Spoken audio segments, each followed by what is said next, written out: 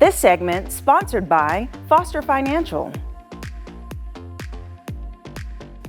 Welcome to Money Monday with Foster Financial, and today we're going to talk about something that's on everyone's mind, which is inflation, and figuring out if it's a part of your financial plan. And joining me today is Vice President of Foster Financial, Caleb Doane. Good morning, Caleb. Good morning. How's it going? It's going well. How are you? Good.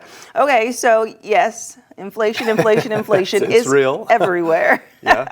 But that's a good question that you pose. Is it a part of your financial plan? So how can it be a part of financial plans? Yeah, definitely. I mean, we always want to make sure it's properly accounted for in your financial plan, especially in retirement, just because in retirement there's a lot of sources of income that aren't going to keep up with inflation. When you're working, hopefully you're getting some cost of living adjustments. Unfortunately, in retirement, Social Security has a little bit of a cost of living adjustment every year.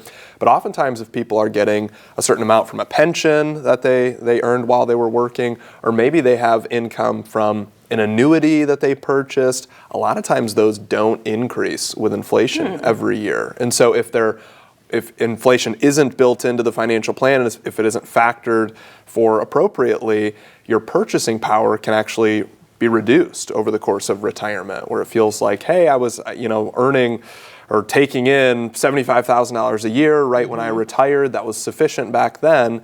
10 years later, $75,000 might feel a little bit more constrained. And so we want to make sure that we factor in those adjustments that are needed to make sure you can still purchase the same things that you did at the beginning of retirement. Right. And I'm thinking about you saying that there are income that does not adjust to inflation. I would like to know what type of income adjusts to inflation.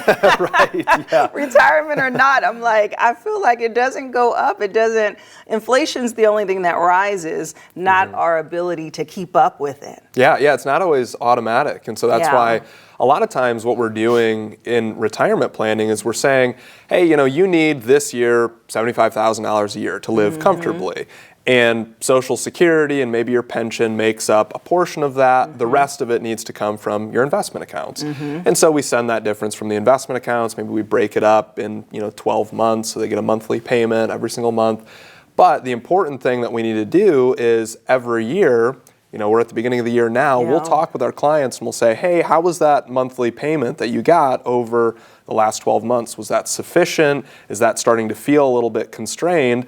Because of course the price of goods just went up 3% over the last year. Maybe let's increase that monthly payment by 3% too, so that if you're used to going out to eat once a week, you're still able to do that in this next year. And then importantly, we need to make sure that if we factor in that inflation adjustment on the withdrawal that you're taking every year, is the retirement account big enough to sustain that increase over the course of retirement? So we want to make sure that it's a sustainable amount to take out, and we factor in increasing prices every year. Yeah, that's interesting, because I thought that you were going to take it the other way, where it's like, well, if there's inflation, how can we lower the amount you're getting and kind of adjust your spending to accommodate in that way? But you say, okay, adjust it where you take a little bit more. So let's say that someone was to take a little bit more and they have to reevaluate their retirement accounts. How can they make up for that loss? Yeah, well, I think the biggest thing is just making sure that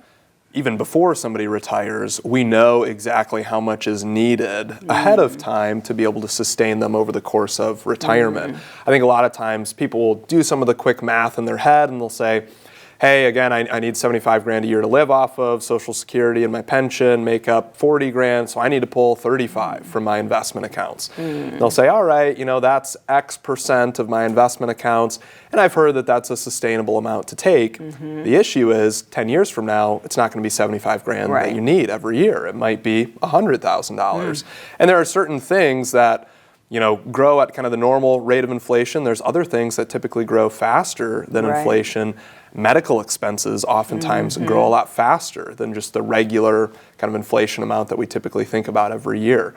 And so depending on how big of an expense that is for your budget personally, we need to have a different inflation assumption on the medical expenses for somebody, and just to see and project how much that's going to be over the course of retirement, to know how much money do you need up front and what's a sustainable amount to take out. Right. People never like it in retirement if, an advisor says, hey, you can live off of $75,000 a year, and then 10 years later, they're like, hey, we actually need to reduce the expenses here. You want it to be relatively level over the course of retirement, so we like to factor in inflation appropriately ahead of time to make sure that we set that expectation and make sure that you can keep that same standard of living. Interesting. And do you ever see there's retirement accounts that grow over time? Like, for example, do pensions grow, or when you retire, it stays at that amount and you withdraw that amount? Do you see pensions grow?